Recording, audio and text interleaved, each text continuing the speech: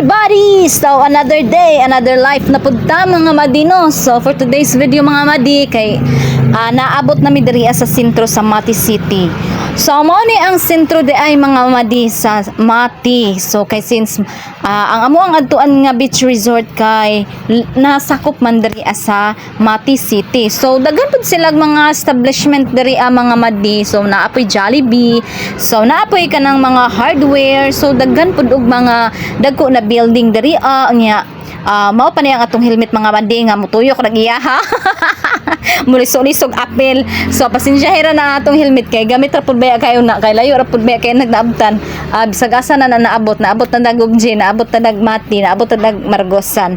So nindot pud ang lugar di ay diri sa Mati mga madino. So abi nako og kanang kuan kanang maot ang Mati. So nindot man di ay kaayo. Unya kay igang man kayo mga madi, ako asang gihubo ang ako ang helmet kay naay nanawag sa kuang driver sa kung kauban mga madi.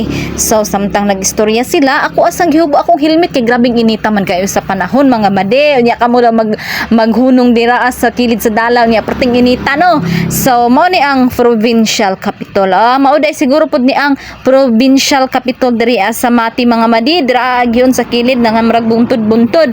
So naa pud ay sa buntod-buntod nga bahin ang provincial capital diri sa Mati City mga madi no. So mao na dito sa kilid agion to atong nakita ganina nga naay kuan signage nya ang kita diretso lang misamo ang dalan mga madi kay layo-layo pa man gyud pud tong amo ang adtuan mga madi. So kung makita nimo street na gyud kaayong dalan mga madi nya wa na kay tay mga building nga nakita kay hawan-hawan na ang isig kakilid sa atong naagian mga madi no. So murag mingaw-mingaw na daring dapita siguro murag ang bibo-bibo ra siguro dito mga madi ang katong ilahang sentro gyud kay daghan kaayong tindahan unya dagkog mga establishment unya kay galayo-layo pa man dayta ani sige padayon lang sa to ang biyahe unya uban ni menu sa amo ang biyahe mga madino. So stay put lang sa pud mo diha ay sa menu biyahe.